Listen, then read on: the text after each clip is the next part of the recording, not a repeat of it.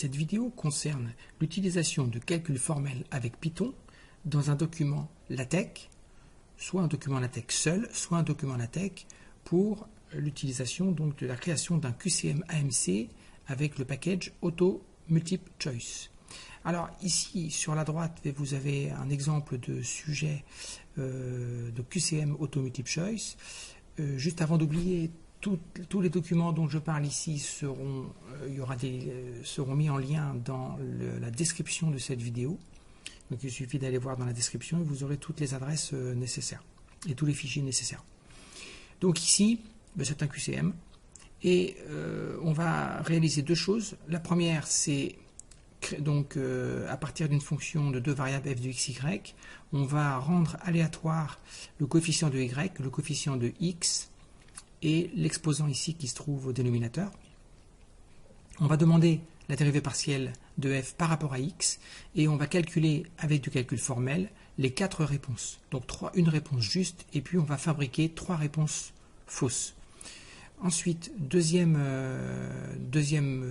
exercice de démonstration, on va choisir de manière aléatoire deux racines affectées de deux ordres de multiplicité.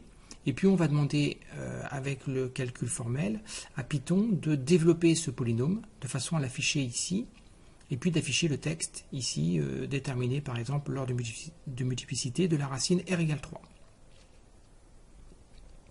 Voilà donc pour cette démonstration. Alors pour commencer donc on va parler des packages, donc je vais réduire un petit peu ici.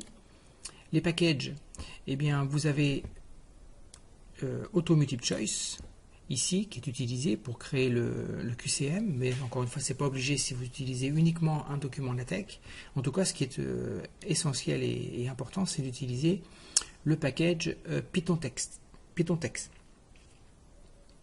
Alors comment on va réaliser tout ça? On va écrire du code entre les balises begin Pycode et end Pycode. Alors je vais commencer par la dérivée partielle. Donc dp1x, donc ce sont les initiales de dérivée partielle à l'ordre 1 par rapport à x. Et puis abc, eh bien ce seront les coefficients respectivement de y, de x et l'exposant qui se trouve au dénominateur. Donc je signale à Simpy, donc oui j'ai oublié de dire que ici on a déclaré utiliser donc la bibliothèque NumPy qui permet de créer des matrices et puis la bibliothèque Simpy de Python qui est la bibliothèque de calcul formel. Donc ici on déclare x et y comme étant des symboles, donc ça permettra à Simpy d'effectuer du calcul formel, et puis on définit la fonction f comme étant a fois y moins 1 divisé par b fois x moins 1 étoile étoile, donc puissance c. Ensuite on va utiliser la fonction diff, donc qui est une fonction de dérivation. On va dire que g est égal à diff de f par rapport à x à l'ordre 1, donc on pourrait prendre d'autres ordres et d'autres variables. Et puis on va construire trois réponses fausses. La première en divisant le bon résultat par b, la deuxième en multipliant par moins 1 le bon résultat, et la troisième réponse fausse en prenant la division par b en multipliant par moins 1. Voilà, comme il y a souvent des erreurs de signes qui sont faites. Dans un souci de lisibilité, j'ai multiplié les lignes. J'aurais pu faire qu'une seule ligne. J'aurais pu dire que GL c'est LaTeX de diff de f, x,1, vous avez compris. En fait, donc voilà, c'est pour être plus lisible. La fonction LaTeX est une fonction qui, à partir d'une expression, renvoie l'écriture au format LaTeX. Donc ça, c'est très très pratique pour pouvoir ensuite aller coller ça dans un document TeX, bien entendu. Et puis la même chose, je vais transformer les 3 mauvaises réponses en format LaTeX. Ensuite, cette fonction dp1x va renvoyer une matrice ligne avec 4 composantes. La première composante, ça sera l'expression LaTeX de la réponse juste, et puis les 3 autres correspondront aux réponses fausses, toujours au format LaTeX. Voilà donc pour la dérivée partielle. Pour la fonction polynôme, eh bien, on a ici 4 variables. B, ça sera la première racine. P, son ordre de multiplicité. D la deuxième racine, Q son ordre de multiplicité. Là encore, on définit X, symbole de X, ce qui fait que donc on pourra utiliser du calcul formel.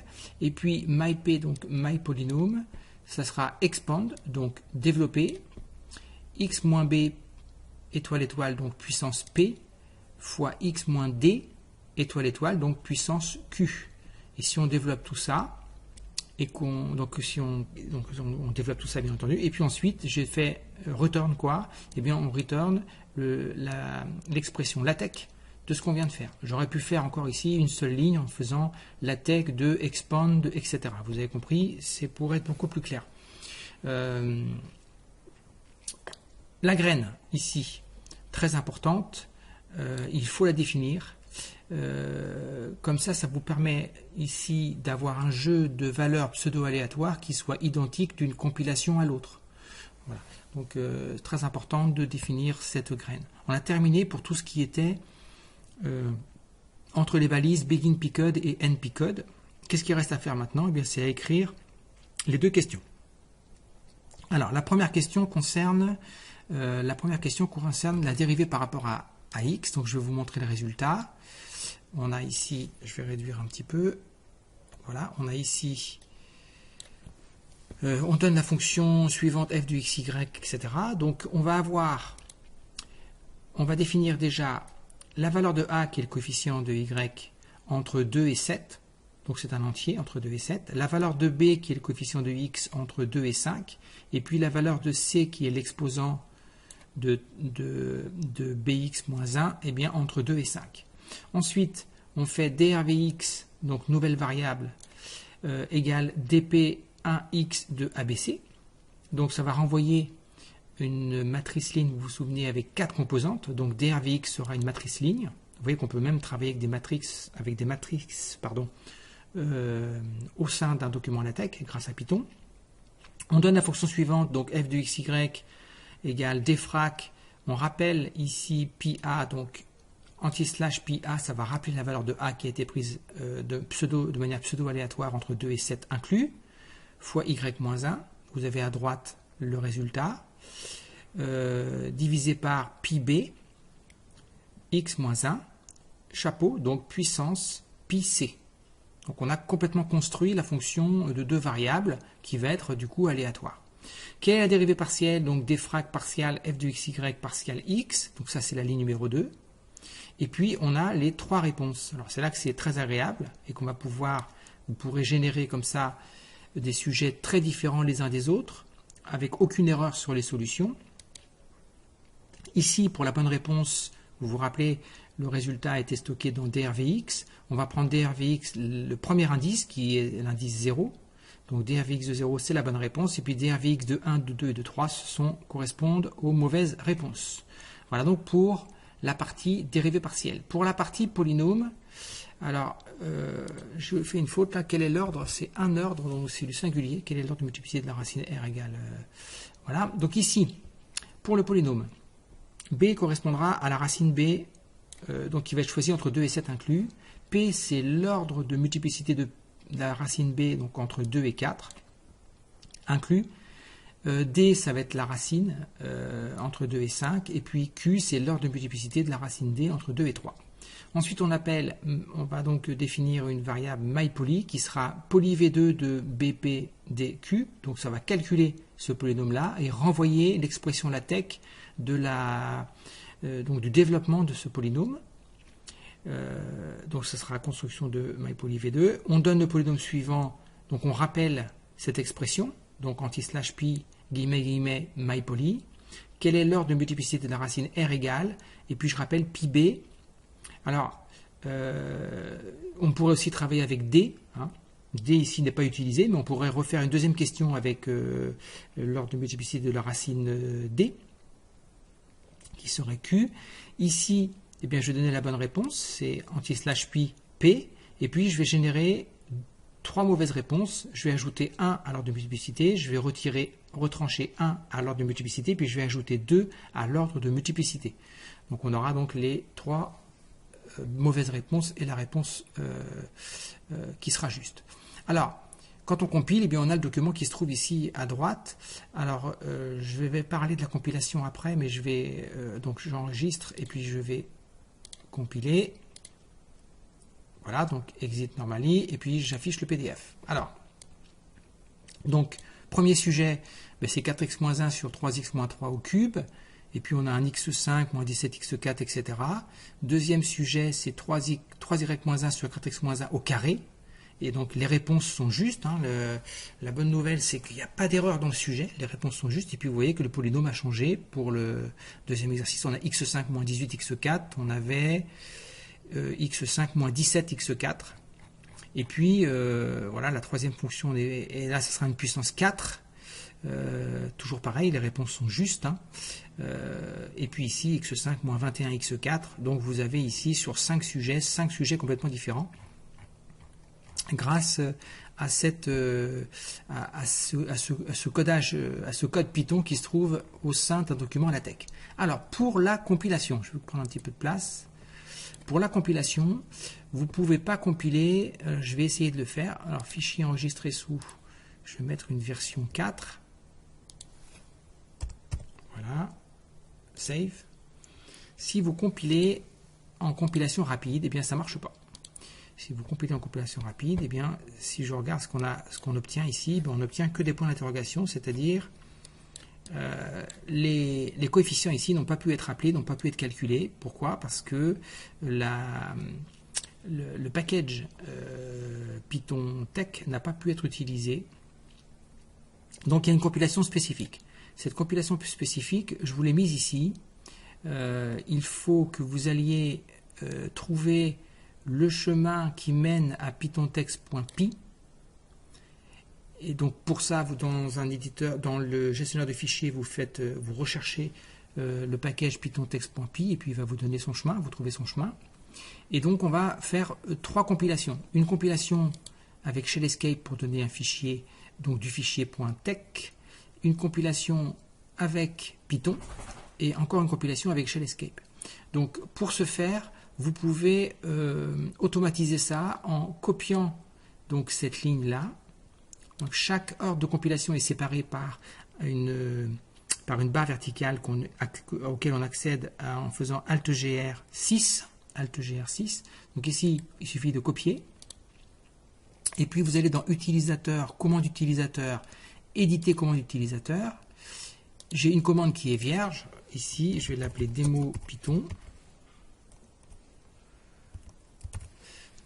Pardon, Python. Ah, décidément, Python. Et puis ici, je vais faire coller, CTRL-V, cette commande et je fais OK. Voilà. Maintenant, si je sélectionne cette démo Python, eh bien, ça devrait compiler correctement. Voilà, ça compile correctement. Et puis là, quand on regarde, eh bien, on a effectivement les coefficients qui sont réapparus. Et on a tous les sujets qui sont faits ici. Alors, vous remarquez que c'est le même jeu de coefficients que tout à l'heure. Le 12, le 17. Pourquoi? Eh bien, tout simplement parce qu'on a défini une graine ici qui se trouve là. Et donc, ça sera le même jeu de coefficients pseudo-aléatoires qui seront choisis, qui seront tirés. Alors, utilisateur, voilà, enregistré. Alors, ça c'est la première chose. Compilation avec LaTeX. Donc là, vous avez terminé, vous avez le fichier PDF, vous pouvez l'imprimer, pas de problème. Si maintenant vous créez un sujet avec Auto Multiple Choice, eh bien vous avez besoin d'un autre outil.